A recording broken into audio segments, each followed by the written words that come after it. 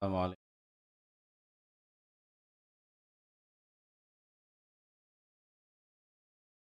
Innal hamdalillah nahmaduhu wa nasta'inuhu wa nastaghfiruh wa na'udzu billahi min sururi anfusina wa min sayyiati a'malina.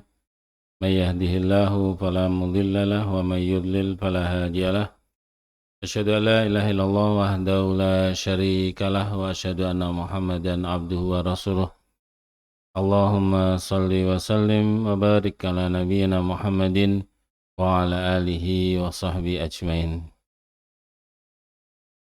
Amma ba'du, jamaah fillah rahimani wa rahimakumullah. Alhamdulillah di malam hari ini kita diberikan nikmat oleh Allah Subhanahu wa taala kembali dapat bermajlis yang semoga Allah Subhanahu wa taala menambah ilmu yang bermanfaat untuk kita semuanya, menjadikan kita semakin beriman dan bertakwa kepada Allah Subhanahu wa taala, dan kita bisa menambah amal ketaatan, amal soleh yang dapat menjadikan kebahagiaan untuk kita di dunia dan di akhirat.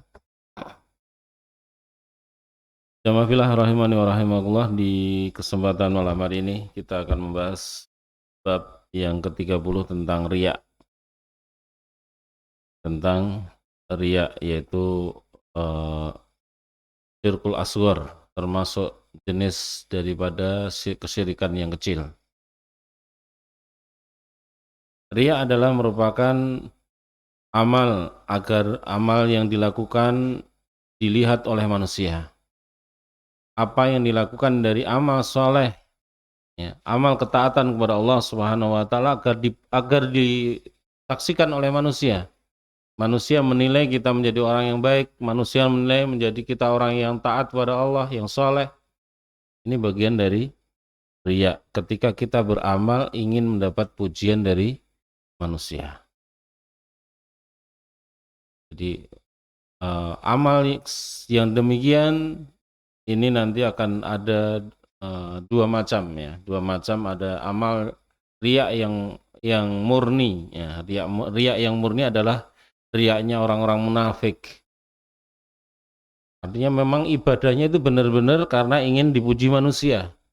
Dari awal sampai akhirnya itu mayoritas dari ibadahnya hanya karena ingin dipuji oleh manusia. Ya. Sehingga Allah SWT menyebutkan dalam Al-Quran bahwasanya orang-orang munafik adalah wa idza qamu ila sholati qamu kusala yuraunan nas wa la yadhkuruna Allaha illa qalila. Mereka beribadah dengan malas dan mereka mengerjakan sholat hanya supaya dilihat oleh manusia. Yuraunan nas wa la yadhkuruna Allaha illa qalila. Tidaklah mereka berzikir, ingat kepada Allah ketika sholat kecuali hanya sedikit. Jadi waktunya hanya lalai, hanya ingin dipuji manusia. Itu ciri khas orang munafik, yang semoga Allah menyelamatkan kita dari sifat orang munafik ini. Dan nifaknya orang-orang munafik ini adalah termasuk merupakan kekufuran kepada Allah. Jadi orang munafik itu adalah orang yang kufur kepada Allah. Dia menyebabkan keluar dari Islam.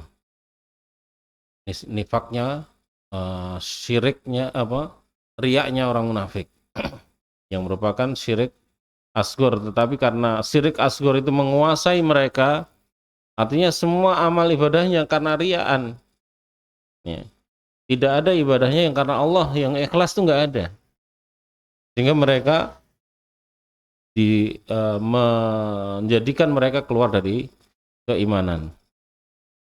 Jamaah fillah rahimani wa rahimakumullah, itu riya yang kita harus waspada.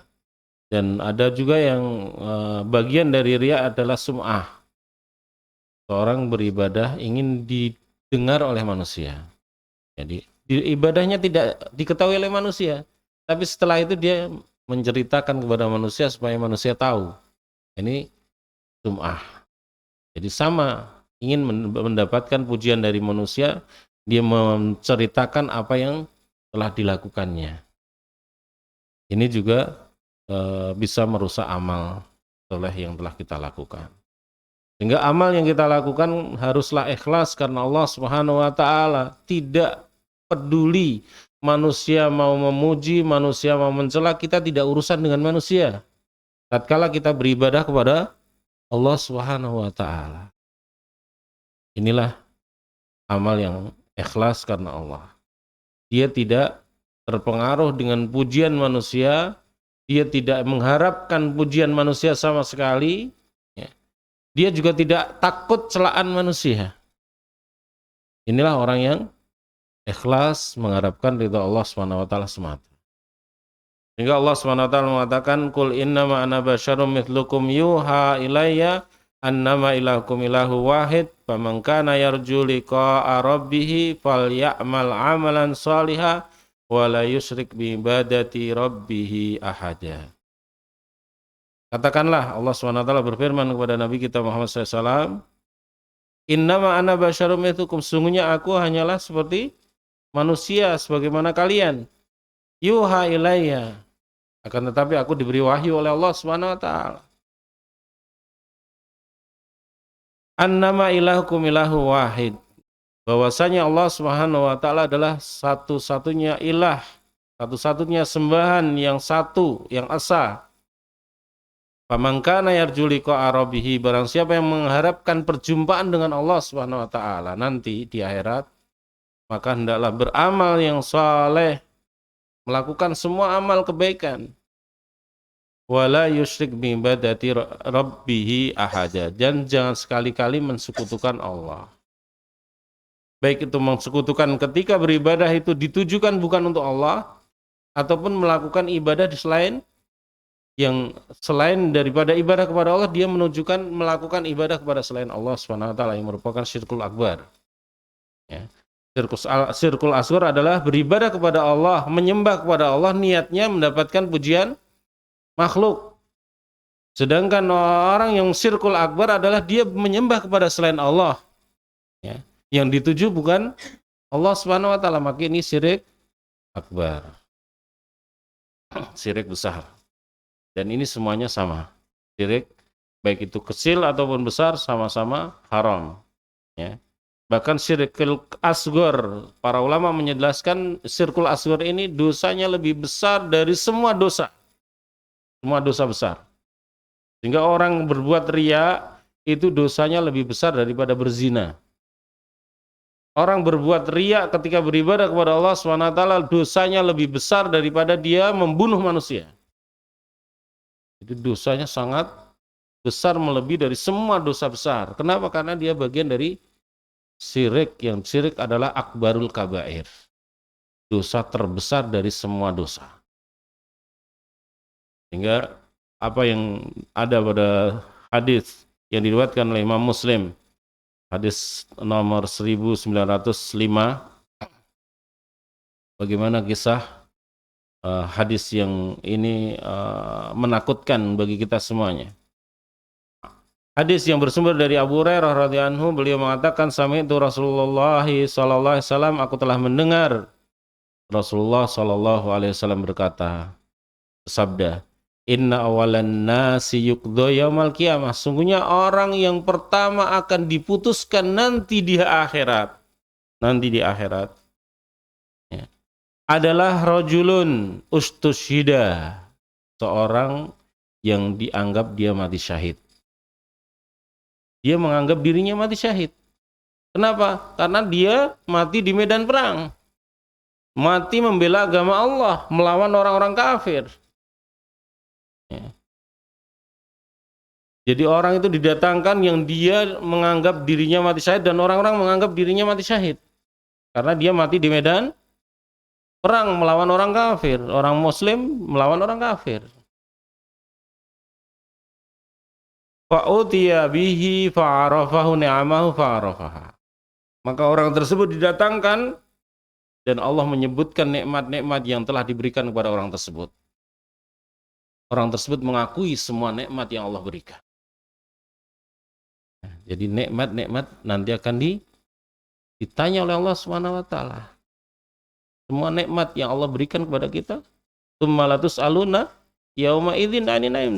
Kemudian nanti di akhirat nanti akan ditanya setiap nikmat. Dan orang itu disebutkan nikmat-nikmatnya dan dia mengakui semuanya nikmat datang dari Allah Subhanahu wa taala. Maka kemudian Allah bertanya kepada orang tersebut, "Fama amilta fiha?" Apa yang kau lakukan dari nikmat-nikmat yang telah aku berikan kepada engkau? Maka orang tersebut mengatakan, "Qala qataltu fika ala hatta ustushida." Hatta ustushidu. Sesungguhnya aku telah berperang di jalanmu ya Allah, sehingga aku mati syahid. Dia menganggap dirinya mati syahid. Dia telah berperang di jalan Allah, kemudian dia mengatakan saya terbunuh di dalam perangan tersebut dan aku mati syahid. Qala, apa yang jawab Allah SWT? Allah menjawab, kadzabta. Engkau dusta. Engkau bohong. Walakinnaka qatalta li ayyaqala jari'un. Li ayyaqula jari'un. Engkau berdusta karena sesungguhnya engkau berperang itu supaya engkau disebut sebagai seorang yang pemberani. Jadi dia berperang supaya orang-orang memuji tentang kehebatan dia dalam perang tersebut. Memuji tentang keberaniannya, memuji tentang bagaimana dia melawan musuh.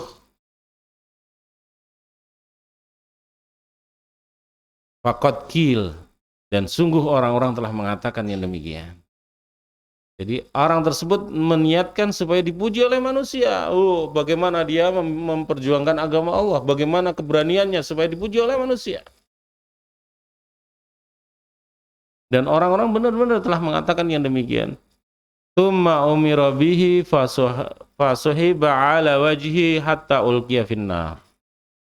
Kemudian diperintahkan kepada orang tersebut ya, untuk ditelungkupkan wajahnya dan diseret, dilemparkan ke dalam api neraka. Na'udzubillahi min dzalik.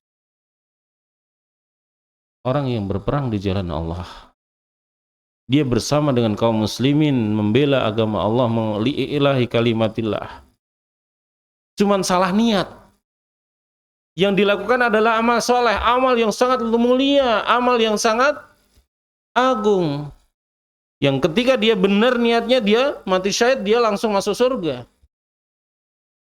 Tetapi niatnya yang salah. Niatnya hanya karena ingin dapat pujian manusia, Allah Subhanahu wa taala menghukumnya untuk dia diketelungkupkan wajahnya, diseret, dimasukkan ke dalam neraka. Na'udzubillahi min dzalik. Ya, ibadah yang agung menjadi sia-sia gara-gara niat yang salah.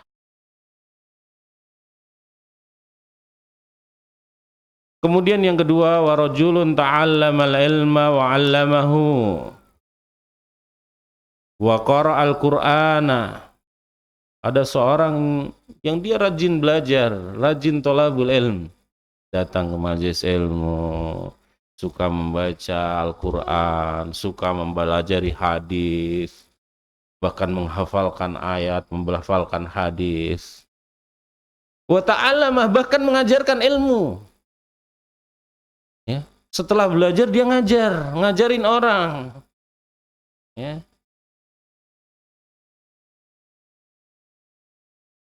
Wa qara'al Qur'an, begitu pula dia membaca Al-Qur'an. Masya Allah, bacaannya bagus, bacaan Al-Qur'annya, Masya Allah. Hafalan Al-Qur'annya bagus. Fa'udhiya bihi fa'arafahu ni'amahu fa'arafaha. Maka kemudian dia datangkan di hadapan Allah Subhanahu wa taala, ditanya tentang nikmat-nikmat, Allah sebutkan nikmat-nikmatnya dan dia mengakui semua nikmat yang Allah berikan kepadanya. Ditanya tentang nikmat-nikmat yang telah Allah berikan, dia gunakan untuk thalabul ilmi, dia untuk ngajar, dia untuk membaca Al-Qur'an, untuk menghafal Al-Qur'an. Maka kemudian Allah bertanya kepada orang tersebut, "Fama amilta fiha?" Apa yang kau lakukan dari nikmat-nikmat yang telah aku berikan kepada engkau? Qala ta'allamtul ilma wa 'allamahu wa qara'tu fikal Qur'an. Sungguh aku telah mempelajari ilmu agama, mengajarkan ilmu agama, membaca Al-Quran, karena Engkau ya Allah. Aku gunakan waktu nikmat-nikmat yang Kau berikan untuk ilmu yang agung. Apa jawab Allah Subhanahu wa ta'ala? Kadzabta. Kamu dusta. Dia benar baca Al-Quran, dia benar mempelajari ilmu, dia benar mengajarkan hadis. Tetapi bukan karena Allah.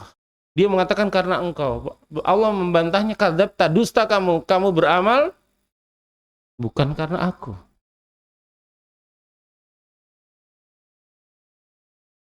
Walakinnaka ta'allamtal ilma liyaqalu alim wa qara'tal Qur'ana liyaqalu huwal qari'. Faqad qil. Engkau telah mengajarkan ilmu, mengajarkan Al-Quran, mengajarkan hadis, mengajarkan ilmu agama, supaya orang-orang mengatakan supaya engkau adalah orang yang alim, engkau adalah seorang ustadz, engkau seorang yang luar biasa ilmunya. Engkau membaca Al-Quran supaya dikatakan orang yang rajin baca Al-Quran, yang bacanya bagus, yang hafalannya bagus. Dan orang-orang telah mengatakan yang demikian.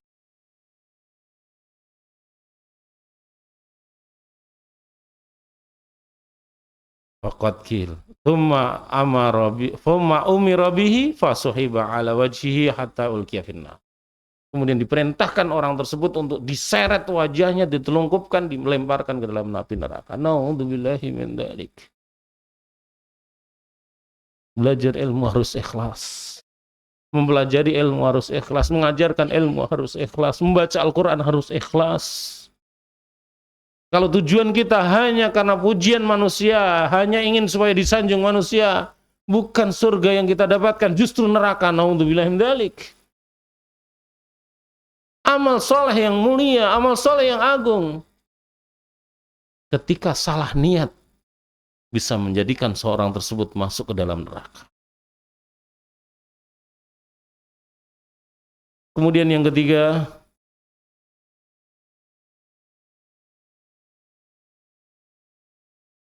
didatangkan warajulun wasallahu alaihi wa a'tahu minal asnafil mal kullih fa'udiya bihi fa'arafahu ni'amahu fa'arafaha. Didatangkan orang yang ketiga. Orang tersebut dianugerahkan harta yang banyak oleh Allah Subhanahu wa ta'ala, dilapangkan rizkinya.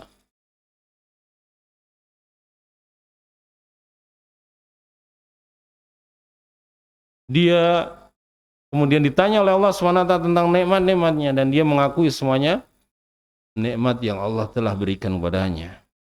Allah bertanya kepada dia, "Fama amilta fiha?" Apa yang kau lakukan dari nikmat-nikmat yang telah aku berikan kepada engkau? Qala, apa jawabnya? Ma taraktu min sabilin tuhibbu ayyasaddaqa fiha illa anfaqtu fiha lak. Tidak ada satu kesempatan, satu jalan yang aku lalui yang di situ ada kesempatan saya bisa bersedekah, pasti saya bersedekah karena Engkau ya Allah.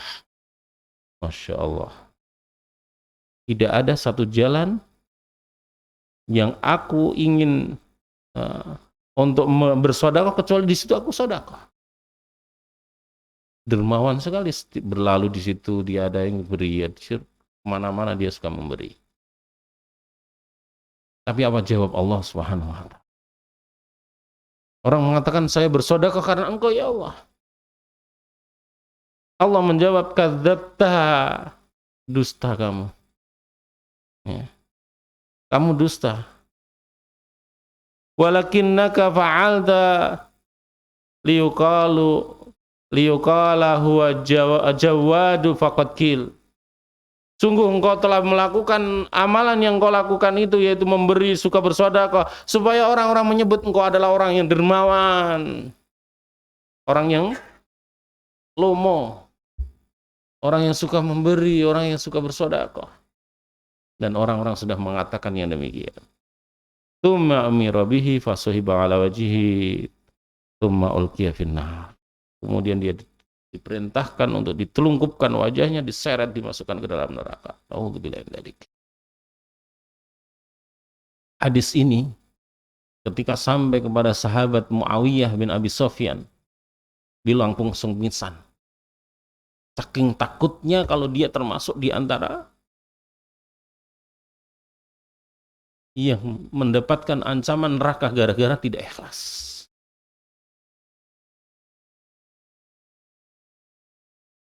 Ini Allahu Akbar. Hadis ini menakutkan sekali orang-orang yang beriman. Itu sudah beramal soleh. Kita salah melakukan kebaikan, tapi kalau kita niat kita salah, bisa jadi justru amal soleh tersebut menyebabkan kita masuk neraka. Nauzubillah min dzalik. Padahal niat itu dalam hati yang kita kadang nggak perhatian karena kebodohan kita. Maka mari kita perhatikan niat kita. Innamal a'malu binniyat. Karena sesungguhnya amal itu, setiap amal soleh itu bergantung dengan niat. Wa innamal likulli imri'in ma nawa. Dan orang akan mendapatkan balasan sesuai dengan apa yang diniatkannya. Maka mari niatkan ikhlas. Ikhlas. Harus kita berupaya untuk ikhlas, jangan sampai karena niatan selain Allah. Jangan sampai kita beramal hanya ingin dapat pujian, hanya ingin mendapatkan imbalan dari manusia. Amal soleh yang kita lakukan menjadi sia-sia. Maka hadis ini hadis yang sangat agung yang menjadikan kita untuk benar-benar memperhatikan keikhlasan dalam ketika kita beribadah kepada Allah Subhanahu wa taala.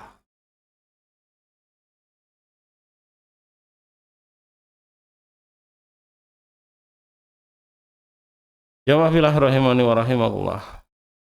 Gambaran hadis ini hendaklah selalu kita ingat-ingat agar kita jangan sampai beramal hanya karena ingin mendapatkan pujian dari manusia. Karena pujian dari manusia bisa menjadikan hancurnya amal kebaikan yang kita lakukan.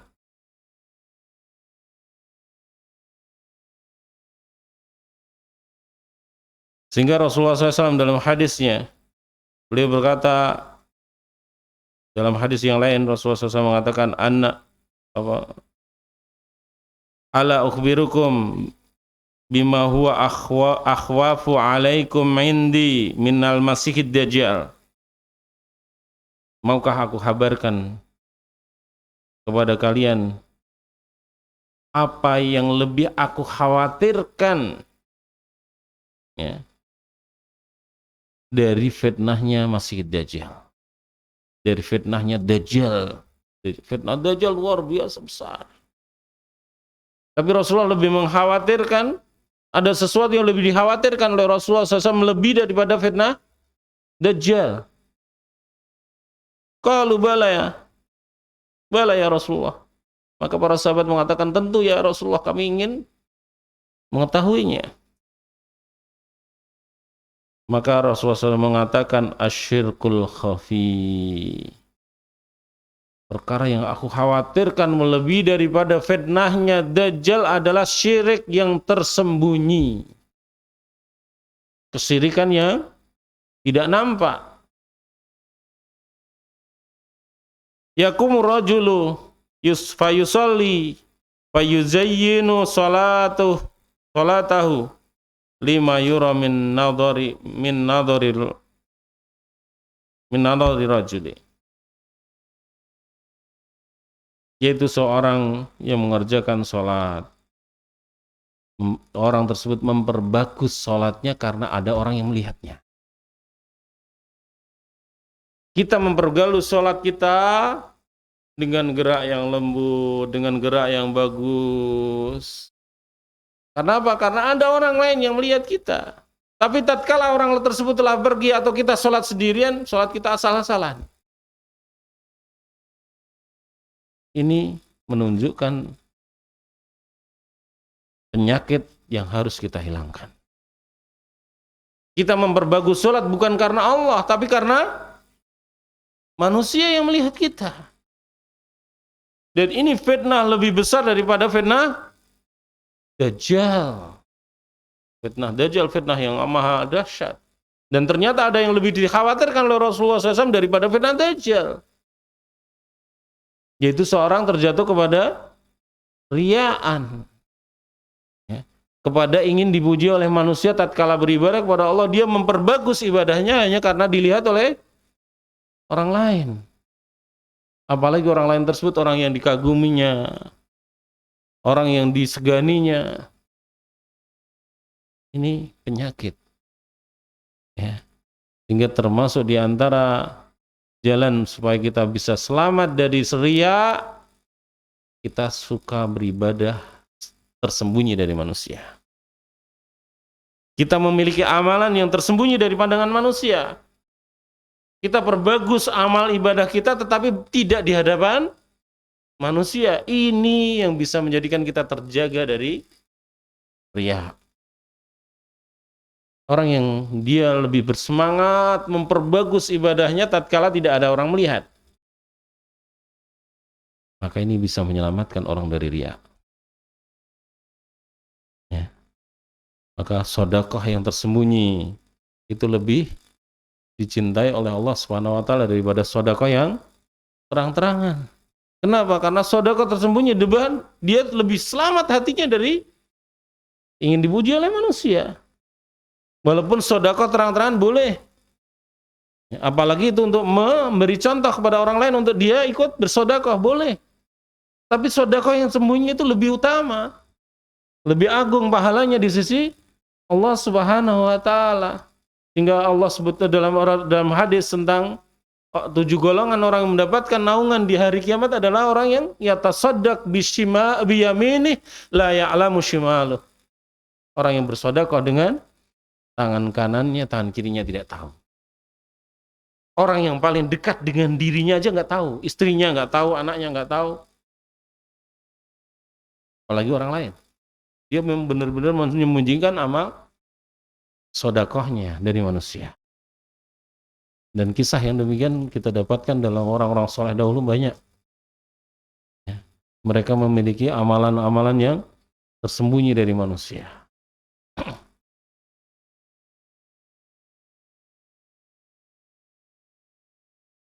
Jamaah billah rahimani wa rahimakumullah, sehingga kita mari ya, di antara jalan untuk kita supaya terhindar dari riya, kita ada bagian dari amal kita yang tersembunyi dari manusia.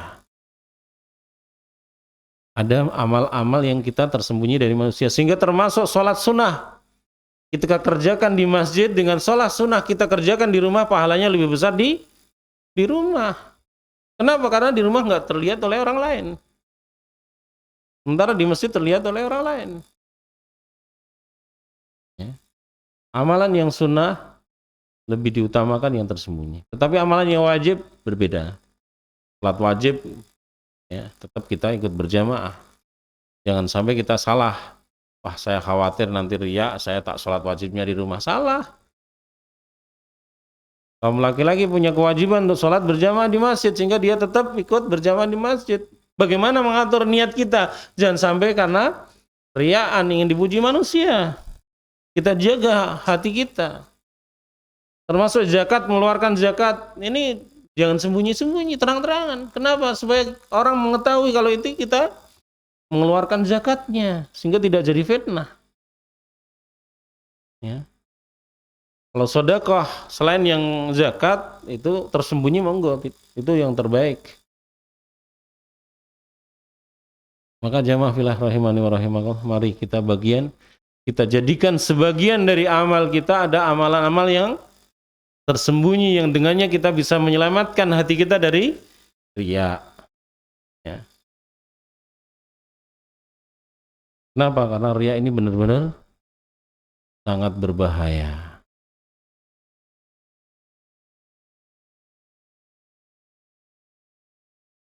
Jamaah fillah rahimani wa rahimakumullah, ya. Maka doa berlindung dari syirik, ya, kalau Syekh Muhammad bin Abdullah menjelaskan itu adalah termasuk kafarah, doa kafarah untuk menebus kalau kita tergelincir dari riya, kita doa dengan doa berlindung dari kesyirikan. Sudah hafal nggih, Mbah? Oh, tidak. Siapa yang sudah hafal? Allahumma ini a'udzubika an usyrika bika wa ana a'lamu wa astaghfiruka lima la a'lamu. Kenapa? Sinten sing kenapa? Sinten? Subhanallah. Dulu pernah kita sampaikan. Ini mungkin PR untuk di stiker. Dijadikan stiker untuk akhirnya mudah kita baca, dan ini penting sekali. Doa berlindung dari kesyirikan. Allahumma ini a'udzubika an usyrika bika wa ana a'lamu wa astaghfiruka lima la a'lamu. Ya Allah, aku berlindung kepada Engkau dari berbuat syirik yang aku ketahui, dan aku mohon ampun kepada Engkau dari syirik yang aku tidak ketahui. Tidak ketahui maksudnya tidak kita sadari. Bisa jadi kita melakukan syirik yang kita nggak sadar. Ya. Kalau kita itu melakukan kesyirikan, maka kafarahnya dengan doa ini. Ya, dengan baca doa ini, maka ketika sholat tadi ada niatan yang ingin dipuji manusia, ya, dengan doa ini akan terhapus biidznillah, dengan izin Allah. Kita akan mendapatkan ampunan dari kesyirikan yang kita tidak sadar. Ini perlu dibikin stiker berikutnya. Allahumma ini a'udzubika an usyrika bika wa ana a'lamu wa astaghfiruka lima la a'lamu. Jadi kita bisa selamat dari kesyirikan adalah atas pertolongan Allah Subhanahu wa taala. Maka gantungkan hati kita kepada Allah untuk mendapatkan kekuatan kita terjaga, terhindar dari kesyirikan.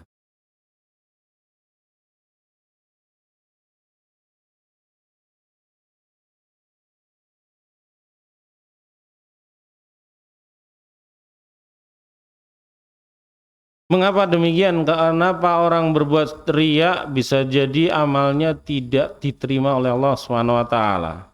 Ya, kalau amalnya murni riya, maka sama sekali amal tersebut tidak diterima. Tapi apabila riyanya muncul sebagian, kayak jadi orang tersebut awalnya ikhlas karena Allah, tapi di tengah-tengah perjalanan tiba-tiba muncul, ada kok jejernya, kok temannya yang kemudian dia memperbagus sholatnya. Ini muncul di tengah-tengah atau di sebagian dari sholatnya, ini tidak menggugurkan sholatnya, tidak menggugurkan pahalanya, mengurangi kesempurnaan ibadahnya. Ya. Dan kita berharap tidak menjadikan batalnya ibadahnya. Cuman kalau dari awal sudah riya, maka ini membatalkan sholat. Ya. Awal sudah berangkatnya dari niat yang salah, yaitu niat riya, maka sholatnya batal. Sedangkan yang muncul di tengah perjalanan, yang kemudian dia berusaha untuk memperbaikinya lagi, dan tapi ini masih insya Allah masih terampuni apabila dia kemudian menutup dengan istighfar, mohon ampun dengan doa tadi, Allahumma inni a'udzubika an usyrika bika wa ana a'lamu wa astaghfiruka lima la a'lamu. Maka itu akan menjadi membersihkan ibadah yang kita lakukan dari kesyirikan.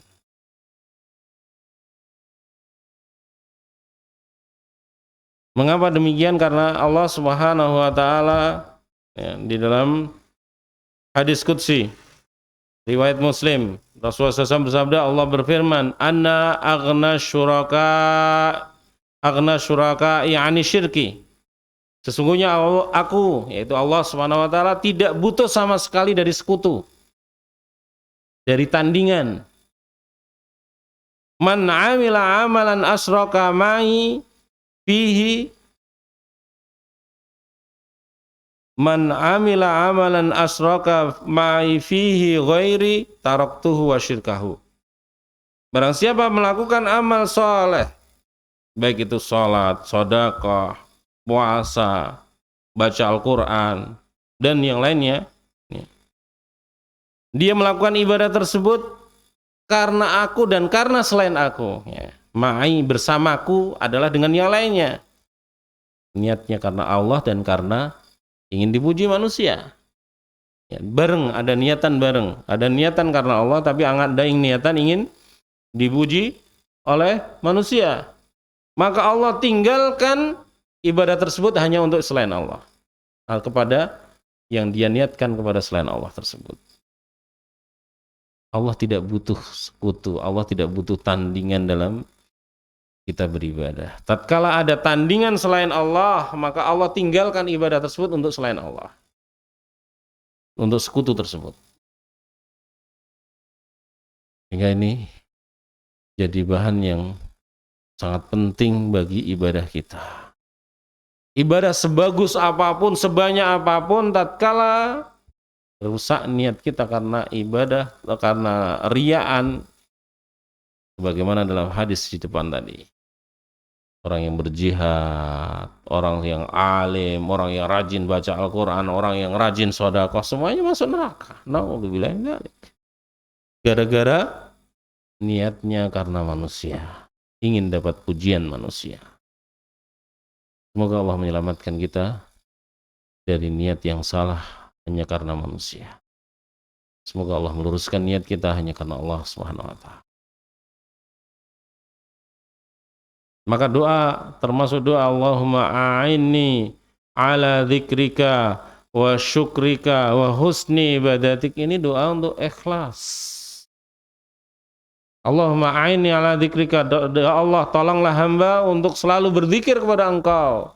Wa syukrika, untuk selalu bersyukur kepada Engkau. Wa husni ibadatik, dan untuk bisa membaguskan ibadahku kepada Engkau. Bagus ibadah ini adalah ikhlas karena Allah, sesuai dengan petunjuk Rasulullah. Kita minta sama Allah untuk supaya kita bisa benar-benar bagus ibadah kita di sisi Allah. Bukan di sisi manusia, tapi di sisi Allah. Maka doa ini juga doa yang Rasulullah sampai mengatakan jangan kamu tinggalkan doa ini. Diburi sholat dalam setiap akhir dari sholat. Allahumma a'ini ala dzikrika wa syukrika wa husni ibadatik.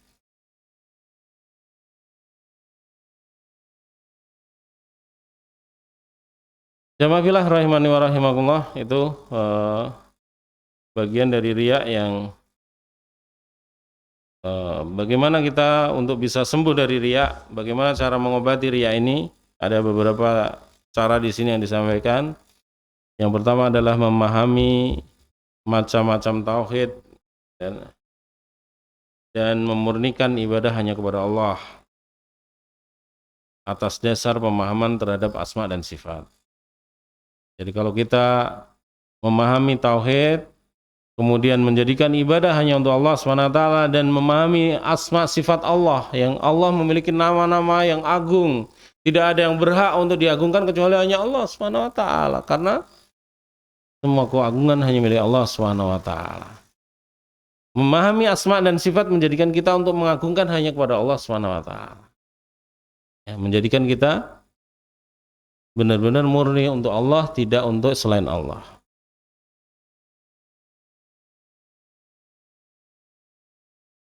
Kemudian yang kedua adalah meyakini bahwasanya diri kita adalah hamba Allah. Kita ini dicipta oleh Allah untuk menghamba kepada Allah. Wa ma khalaqtul jinna wal insa illa liya'budun. Kita tidak dicipta oleh Allah kecuali satu tujuan. Apa itu? Supaya menyembah kepada Allah, bukan menghamba kepada selainnya. Maka ketika kita menghamba pada Allah, bagaimana kita benar-benar menghamba dengan sepenuhnya, bukan untuk selain Allah Subhanahu wa taala. Jadi sadari kita ini hamba yang tidak layak menghamba kepada siapapun kecuali hanya kepada Allah Subhanahu wa taala.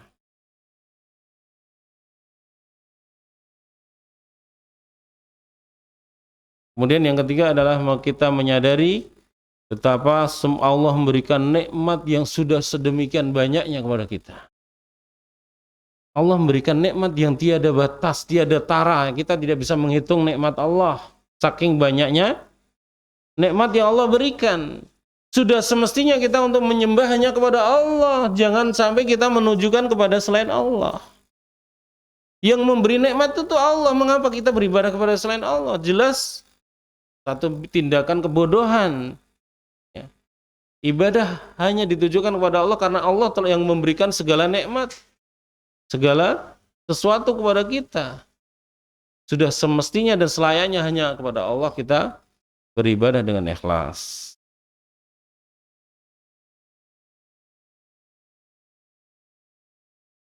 Kemudian yang berikutnya adalah bagaimana kita takut kepada Allah Subhanahu wa taala. Takut mendapatkan azab Allah.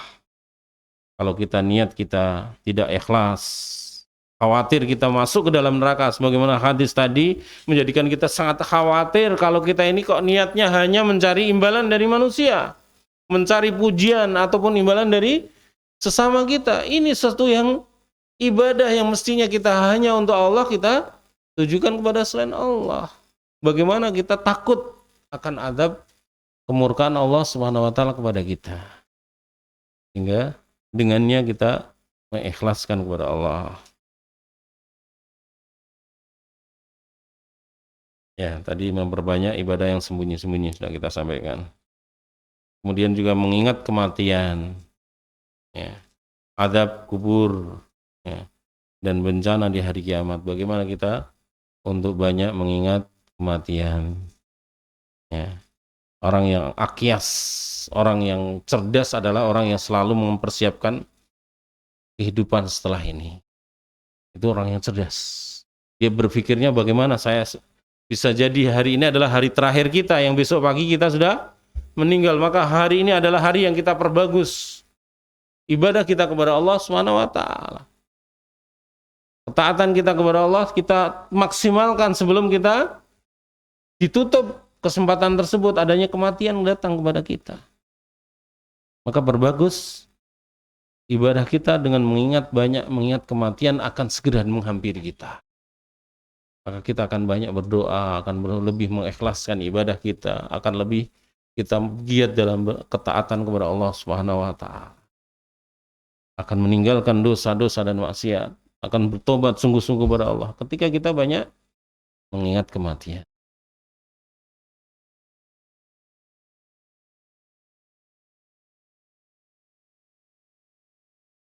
Ya, itu diantaranya, dan berdoa kepada Allah ini yang paling penting. Selalu berdoa kepada Allah agar kita bisa beribadah dengan ikhlas. Ya. Termasuk setiap pagi Rasulullah SAW menganjurkan kita berdoa, Allahumma ini as'aluka ilman nafi'a wa rizqan thayyiba wa amalan mutaqabbala. Kita minta pada Allah SWT ilmu yang bermanfaat, rizki yang thayyib, dan amal yang diterima. Dan amal yang diterima kita minta sama Allah untuk bisa ibadah dengan ikhlas. Maka doa kita berbanyak pada Allah SWT yang dengannya kita bisa beramal dengan keikhlasan. Mungkin ini yang kita sampaikan di kesempatan malam hari ini. Kurang lebihnya saya mohon maaf.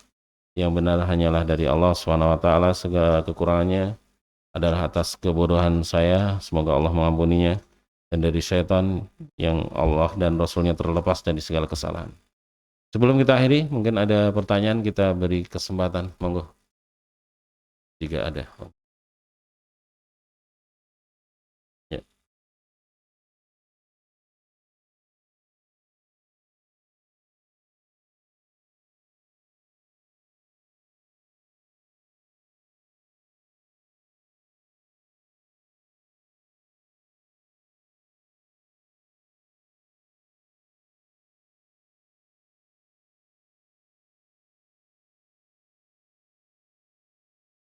Ya. Berkaitan dengan puasa, ya. Ketika seorang berpuasa, kemudian ada orang bertanya, kamu puasa enggak? Apakah kita jawab puasa ataukah kita berjawab tidak? Karena itu puasa itu amal tersembunyi. Ketika kita jawab ya, berarti enggak tersembunyi lagi. Ya. Jadi kalau kita baca hadis, adanya orang yang sedang berpuasa, kemudian ada orang mengajak untuk berkelahi, maka katakan saya sedang puasa. Ya. Ketika ada orang mengajak ribut atau mengajak beradu mulut, maka katakan saya sedang puasa. Ini dari hadis tersebut menunjukkan mengatakan saya sedang berpuasa boleh, tidak membatalkan pahala puasa karena adanya hajat. Tetapi ketika dia tidak ada hajat, cerita saya puasa lu. Nah ini beda perkaranya. Ya. Supaya diketahui oleh orang untuk dia sedang puasa di warak-warak ya, ini beda perkaranya. Diberita-beritakan. Tetapi kalau dia karena memang ada hajat ya, karena dia disuguh mau jadi tamu kemudian Afan saya sedang puasa, enggak masalah. Ya, karena adanya sesuatu yang memang berkaitan dengan puasanya. Tetapi ketika tidak ada hubungannya dengan puasanya, dia bercerita ini tidak perlu. Untuk dia mestinya menyembunyikan puasanya. Kenapa? Karena orang puasa dengan orang tidak puasa itu secara dohir sama. Ya, ini semuanya sedang puasa semua karena sedang tidak makan dan minum. Tapi ketika lihat makan dan minum, baru dia nggak puasa. Secara dohirnya itu orang nggak puasa dan orang yang tidak puasa hampir sama.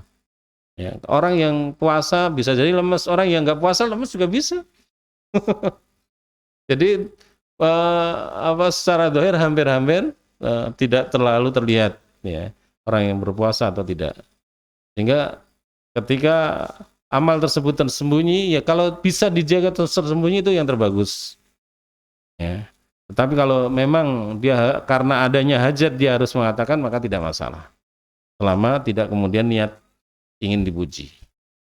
Ya. Jadi yang terbaik apapun amal yang kita lakukan, baik itu membaca Al-Quran, baik itu sholat malam, baik itu sedekah, itu yang terbaik adalah tersembunyi. Tapi ada kalanya memang itu karena hajat kita kita ngajari anak-anak kita sendiri. Kita beramal sembunyi. Anak-anak kita nggak tahu, kita kasih tahu boleh. Bahkan itu mendidik mereka kebaikan. Maka itu bahkan menjadi keutamaan. Memberikan contoh kepada mereka. Ya, saat itu sholat malam, walaupun kamu nggak tahu karena kamu tidur sampai subuh. Ya. Ini cerita yang demikian boleh kepada anak untuk mendidik mereka. Artinya ketika kaitannya dengan pendidikan, pengajaran untuk menjadi contoh kebaikan maka boleh. Bahkan menjadi keutamaan karena adanya sebagai contoh kebaikan. Mansana sunatan hasanah. Ya, akan mendapatkan pahala orang-orang yang mengikutinya. Tetapi tetap dijaga jangan sampai kita karena ingin dipuji manusia. Tetap dijaga untuk ikhlasnya. Ya. Jadi amal soleh boleh ditampakkan tatkala untuk pendidikan manusia, pengajaran manusia. Tetapi yang terbaik adalah kita memberi contoh orang lain. Ya, nggak perlu kita sendiri, itu yang terbaik lebih baik pada orang lain. Kalau kita berkaitan dengan orang lain, kalau itu masih anak kita sendiri ya beda perkaranya. Wallahu alam shawab. Ya, ada lagi? Oke, monggo. Oh, berat. Oke.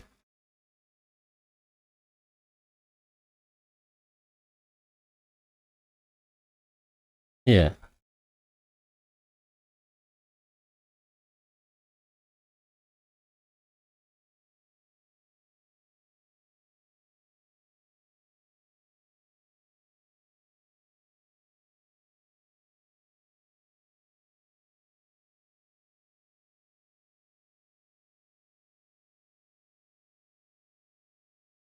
ya.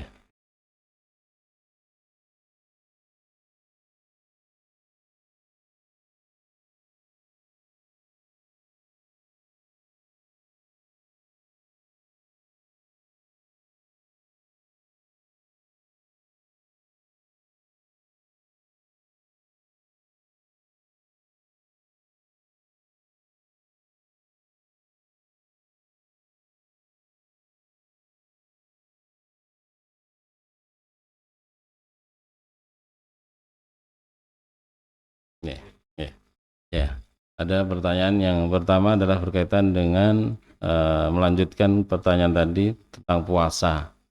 Ada yang mengatakan kalau puasa sunnah, ya, kemudian diajak jajan, kemudian dia ikut jajan, ikut ikut makan itu tidak apa-apa. Kemudian nggih.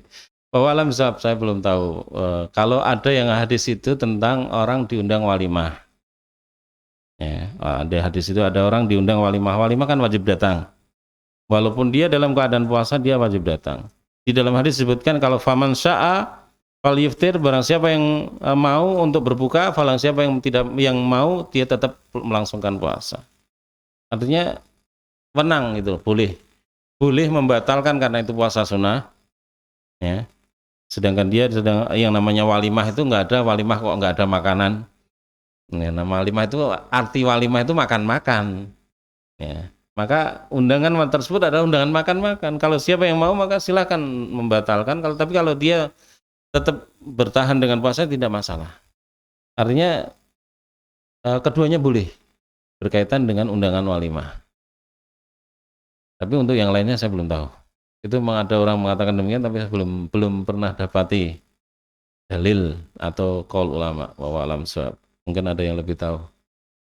Monggo. Kemudian berkaitan yang kedua ini bukan berkaitan dengan materi kita tentang wanita karir. Bagaimana hukum wanita karir kan gitu. Ya, wanita karir yang dia bekerja di luar rumah. Apakah dia lebih baik bukankah lebih baik dia bekerja di rumah saja, tidak bekerja kan gitu. Jadi wanita bekerja, hukum wanita bekerja pada dasarnya boleh. Tidak ada larangan wanita bekerja.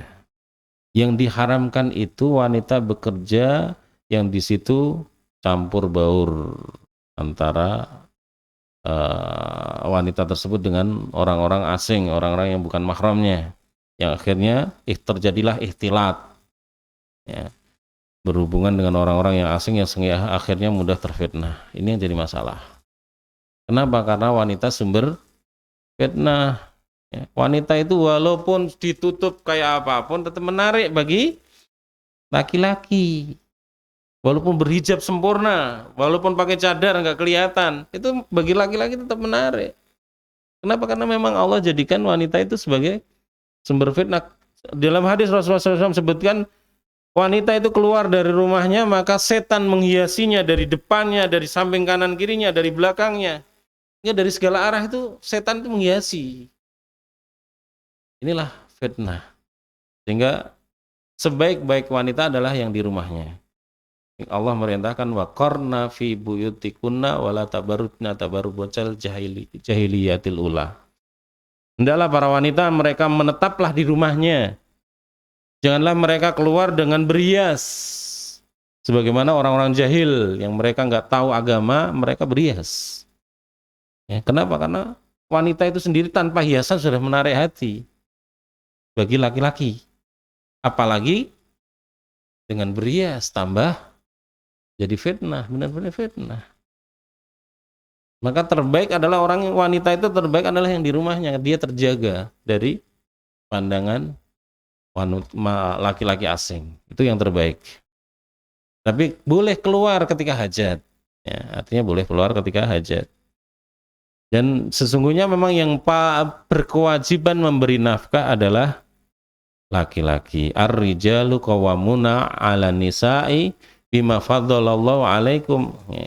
Allah Subhanahu wa taala menjadikan laki-laki itu pemimpin keluarga. Yang dia Allah angkat derajat laki-laki lebih tinggi. Kenapa? Karena yang dia memberi nafkah bagi perempuan. Tapi ada sebagian laki-laki yang dia memberi nafkah kepada istrinya kurang. Kurang dalam artian memang untuk kebutuhan yang pokok itu kurang. Karena keterbatasan yang memang dimilikinya, maka membantu kerja untuk istri, untuk suami, seorang istri membantu kerja untuk suaminya boleh, selama tidak melanggar syariat. Yang paling utama yang membantunya kerjanya di rumah, itu yang paling bagus.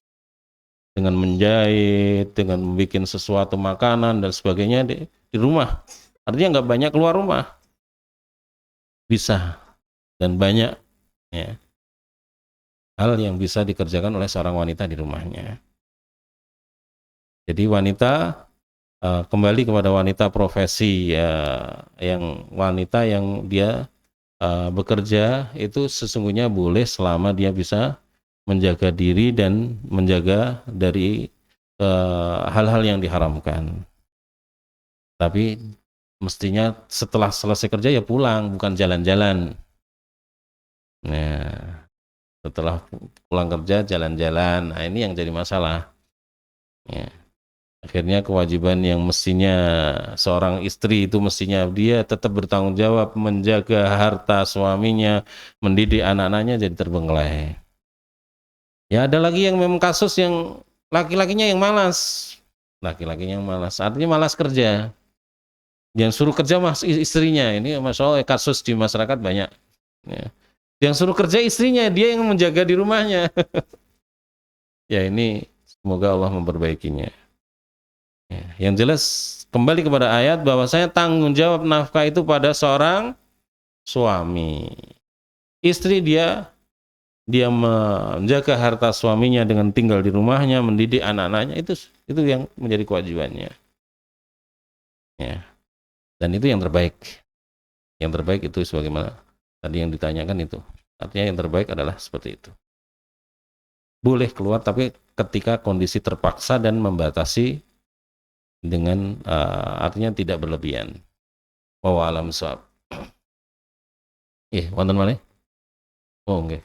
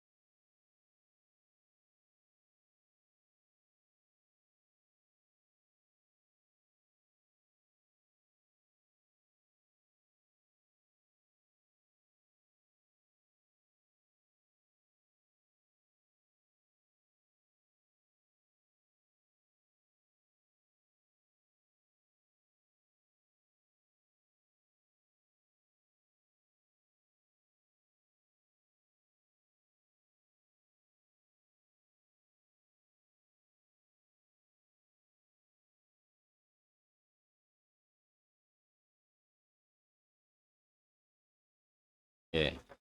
Barakallahu fiik. Pertanyaannya berkaitan dengan ketika ada orang lain beramal kebaikan, kita ingin seperti dia bisa melakukannya. Ngoten. Oke, yang itu yang pertama. Apakah itu termasuk dari riya atau bukan? Ngoten. Jadi kalau yang pertama itu adalah namanya ghibthah. Ghibthah itu disebutkan dalam hadis ya, la hasada illa fitnain. Tidak ada hasad atau dengki dalam dua perkara. Rajulun atahullahu ilman, ya, seorang yang diberikan ilmu dan dia beramal dengan ilmunya, dia berdakwah dengan ilmunya, kita ingin seperti itu, maka itu bukan termasuk hasad yang dibenci, itu termasuk tapi bukan hasad, pada hakikatnya bukan hasad ya. Dia ingin seperti itu gitu loh. Maka dia mendapatkan pahala sebagaimana yang dilakukan oleh orang tersebut.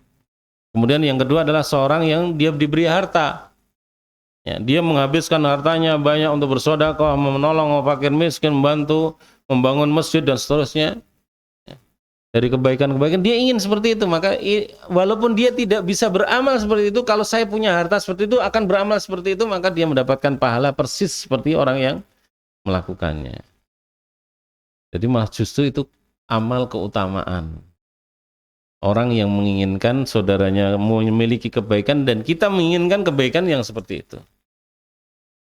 Niku justru kebaikan, buatan kejelekan, bukan termasuk riya.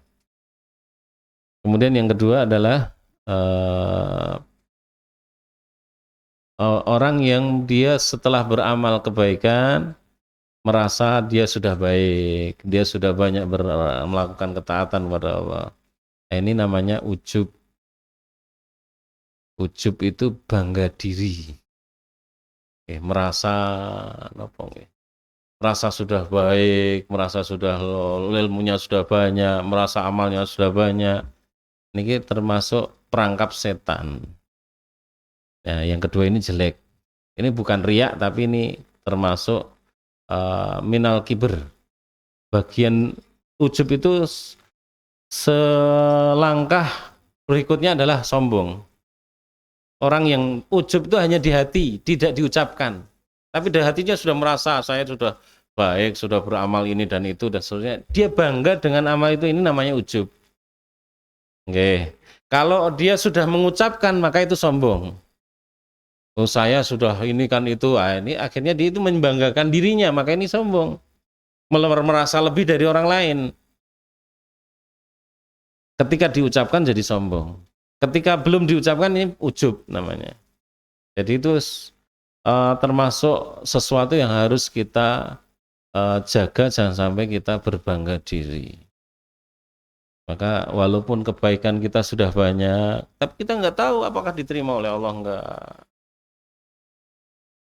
Ini yang mestinya kita ingat, bisa jadi nggak diterima oleh Allah, jadi sia-sia. Hingga apa yang kita banggakan loh? Mungkin ditompo urung ngerti kok iso dibanggakan itu gimana gitu loh. Sesuatu yang kita nggak tahu apakah amal soleh kita itu diterima oleh Allah atau tidak, bagaimana kita berbangga dengan sesuatu yang nggak jelas. Kalau jelas ada ayat turun, wah ini amalmu diterima, itu kita bisa berbangga ya. Oh, nggak ada ayat, nggak ada surat dari langit mengabarkan amal kita diterima. Bagaimana kita bisa berbangga? Nah ini ujub adalah termasuk penyakit hati yang bisa menyebabkan orang itu kalau berlebihan kemudian terlontar akhirnya bisa jadi sombong, kiber. Nah, ini bahayanya lebih besar lagi kalau sampai sombong atau kiber. Ngoten nggih. Yen apunten. Ya, ini yang bisa kita sampaikan untuk kesempatan malam hari ini. Sementara nih kurian, Mas Roto nginjing malih. Kita akhiri subhanakallahumma bihamdika asyhadu an la ilaha illa anta astaghfiruka wa atubu ilaik. Assalamualaikum warahmatullahi wabarakatuh.